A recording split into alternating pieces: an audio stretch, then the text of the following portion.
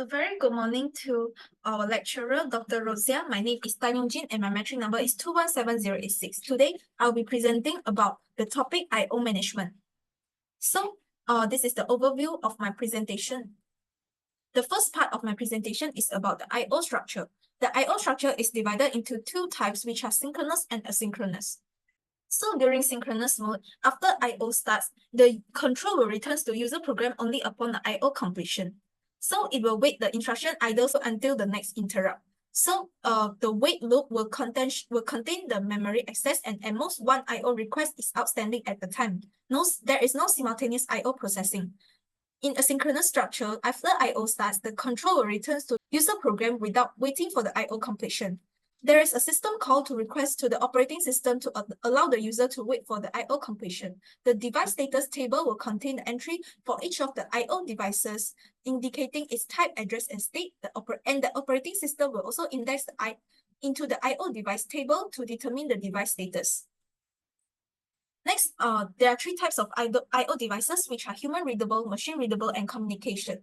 The human-readable devices are used to communicate with the user, which are printers, display, the keyboard, and the mouse. The machine-readable devices is used to communicate with the electronic equipment, such as disk and tape drive, sensors, controller, and actuators. For communication device, it is used to communicate with remote devices, such as digital line drivers and modems. There are three ways of performing I/O, such as program I/O, interrupt-driven I/O, and direct memory access, which is known as DMA. So for program I/O, this is the simplest form of I/O, which the CPU does all the work. The processor issues the I/O command and to an I/O module. So the processor has to monitor the status bus and to fetch the data into a controller register.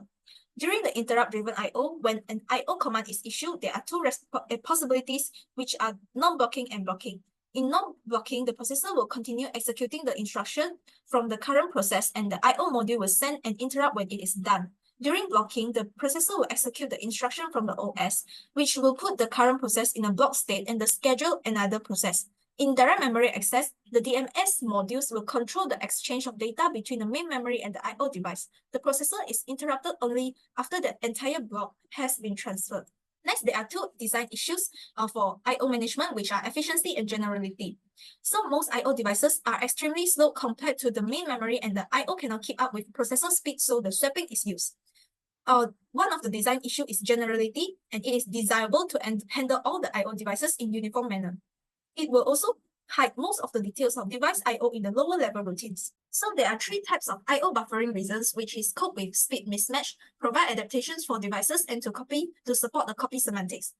To cope with the speed mismatch between the producer and the consumer of the data stream, for example, a file is being received via the modem and to be stored in the hard disk. So the modem is 1000 times slower than the HD, so a buffer is created in main memory to accumulate the bytes received from the modem. The I/O also provide adaptations for devices. For example, at standing side, a large message is fragmented into small network packets to be sent across. So the receiving side places these fragments in a reassembly buffer to form an image of the source data.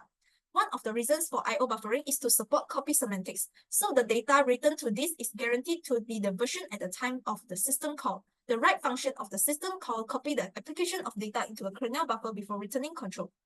Next, I would like to introduce the three types of I/O buffering, which is single buffer, double buffer, and circular buffer.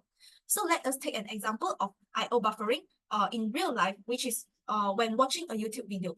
When we're watching a YouTube video, there is a timeline indicated how long we have watched the video. So how long we have watched the video is indicated by the red timeline. And how about the buffer? The buffer is indicated by the white line. So as we know, the internet speed will also affect the speed of buffering. This is because the buffer will be slow when the internet is slow. Therefore, we cannot watch the video in very smooth. So the internet connections is also connected to the I/O buffering in this case. So let us take a look at the singular buffer. In single buffer, the user process will request the data from the I/O device. So the I/O device will have to fetch the data from the database and send into the operating system. So the operating system will receive data and move the data to the user process. along this process, the user process will have to wait for a long time because the I/O devices will need to request the data and send it to the operating system, and then only can send to user process. This is not an efficient way because user process will be wait for a long time in order to retrieve the data. So there is double buffer to solve this problem, which is to use two system buffer instead of one. So the IA process can transfer the data to or from one buffer while the operating system empties or fills another buffer. So the user process will don't need to wait for a long process from the I/O devices to fetch the data to the operating system, and then the operating system send to user process. Instead, the user process can request the data straight away from operating system. During circular buffer, more than two buffers are used. So each individual buffer is one unit in a circular buffer. This circular buffer is used when an I/O operation must keep up with processes. So a little bit conclusion for my presentation. The effective I/O management is crucial for maintaining system performance and stability. This is because it ensures the smooth communication between the CPU and peripheral devices, reducing latency and improving overall efficiency. It also improves our understanding and implementing of the proper I/O management techniques. It is essential for optimizing computer system operation. That is all from my presentation. Thank you for watching.